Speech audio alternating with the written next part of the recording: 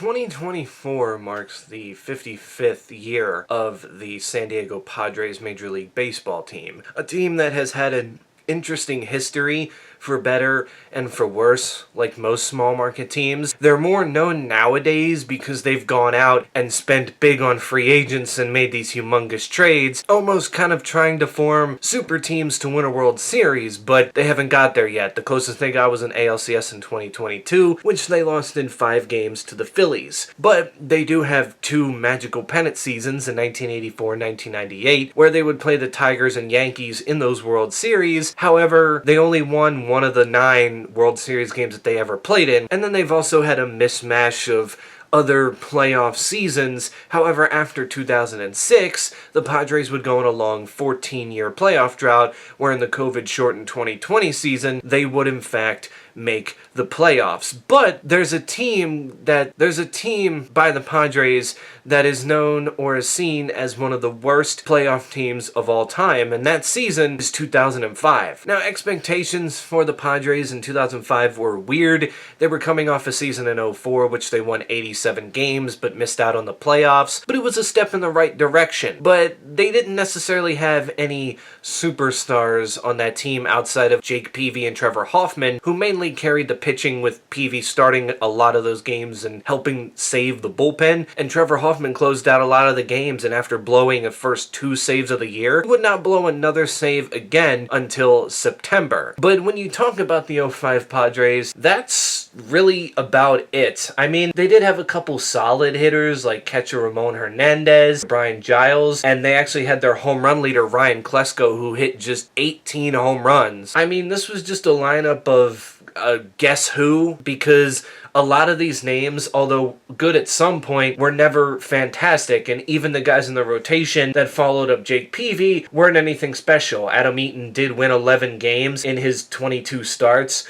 but had a 4.5 ERA. Brian Lawrence, Woody Williams all had ERAs close to 5, and a young 23-year-old Tim Stauffer didn't necessarily do anything spectacular. They did have a 36-year-old Pedro Estaco, who did have 10 starts and had an ERA of 3.17 that became pivotal down the line as the season went on. They did have a stellar bullpen. I mean, Hoffman there, one of 2 closers in history at just 600 saves. Scott LeBrink had a 1.83 ERA. Akinori Atsuku had a 3.59 ERA. Rudy Sands and Chris Hammond also had pretty solid seasons, so you can say that at least one thing on this team was good. However, this team became one of the most streakiest teams in a season I think I've ever seen. At one point in time, heading into June, the San Diego Padres were 33-19 and looking like one of the best teams in baseball. Then at one point after the All-Star break, they were actually 50-42, but then they would go on a stretch where they would lose 12 of their next 13 games, and by August they were 3 games under 500, but yet somehow still leading their division, because I forgot to mention that the rest of the NL West was just kind of not trying this year. As the NL West is seemingly pretty competitive nowadays, with the Dodgers, Diamondbacks, Padres, and maybe even the Giants will be competitive this year. For the NL West in 2005, this was seen as the laughingstock division, almost kind of like how the AL Central was the laughingstock division in baseball for the past couple years, where there was no clear favorite, and it wasn't because they were full of good teams.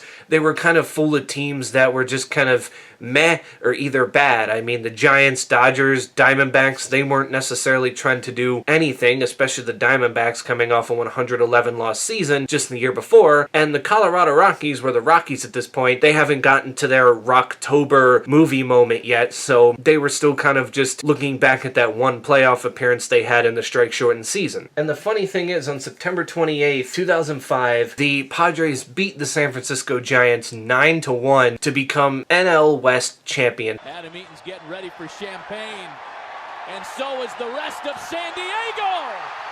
The Padres are Western Division champs in 2005. Meaning that they were going to the playoffs. And what was their record when they clinched the division? Well, it was 500 at 79-79. And to this day, they're the only team in a full 162 game season to ever clinch their division title by being at 500. They would miraculously finish over 500 this year with a record of, get this, 82-80. They're the only team in MLB history that has lost 80 games in a season to make the playoffs, as the only other team that was worse that made the playoffs was the 1973 Mets, who went 82-79 and somehow made the World Series and took the powerhouse Oakland Athletics to 7 games and lost it, of course. And of course, we were still a year away from the St. Louis Cardinals winning 83 games the next year and winning the World Series. Granted, they kind of slumped toward the end of the year, and they have a lot more good players on that roster than this Padres team did. So the question is, what went right for the Padres? How did they do this mediocre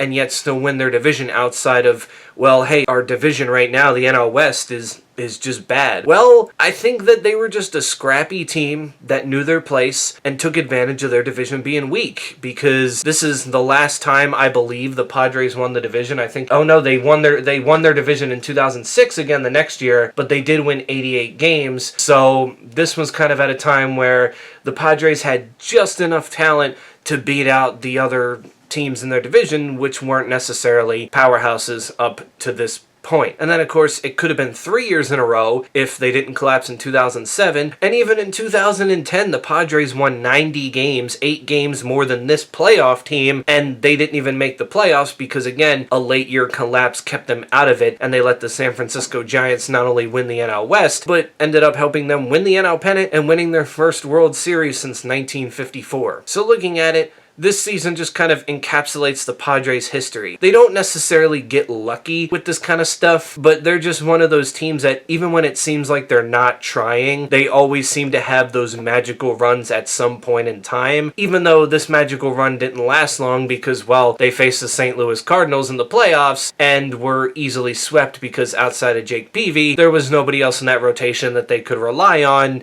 to keep the series going for more than 3 games. And this is why small market teams get made fun of a lot, because they can have seasons like this and not realize, like, hey, we can really have something here if we just try to continue improving the team.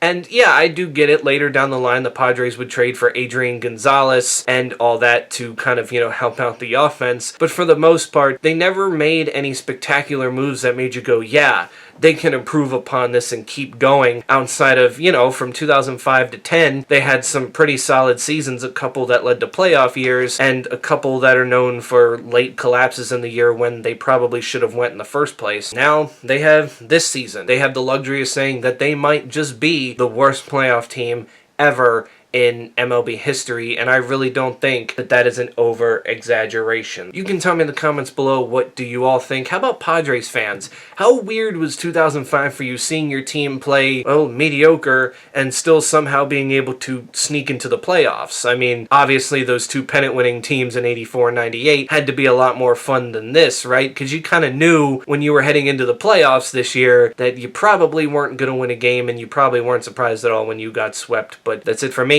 Stay safe out there, and I will catch you all in the next one.